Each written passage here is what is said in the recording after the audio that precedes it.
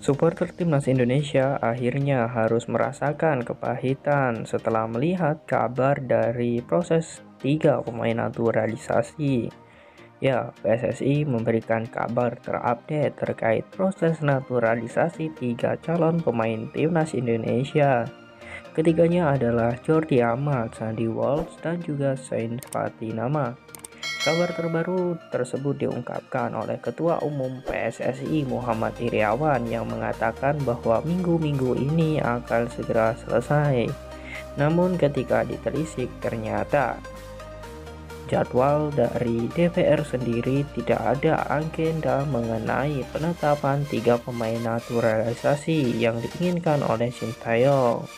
Bahkan menurut Hasani Abdul Ghani melalui Instastory dan postingan Instagramnya yang mengatakan bahwa pemain naturalisasi tersebut akan disumpah dan juga diketuk palu oleh DPR pada tanggal 22 Agustus ini. Namun setelah kita menunggu dan ternyata ketiga pemain tersebut tidak juga diproses naturalisasi. Ini pun membuat kita seolah dipermainkan, menunggu dan harus menunggu. Sebelumnya, berkas ketiga pemain tersebut sudah masuk ke DPR. Setelah disetujui DPR, nantinya berkas para pemain itu akan diserahkan ke Kementerian Sekretariat Negara untuk penerbitan keputusan Presiden. Namun lagi-lagi kita harus dikecewakan. Namun sepertinya kita harus bersabar dengan proses naturalisasi ini. Namun yang membuat admin bingung adalah bagaimana nasib dari para pemain yang sudah menunggu. Seperti Jordi Amat, dia harus menunggu dan tidak bisa bermain untuk klubnya Johor Darul Takzim karena Johor merekrut Jordi Amat sebagai kuota slot pemain Asia. Ini pun yang membuat Jordi tidak bisa dimainkan bersama Johor Darul Takzim.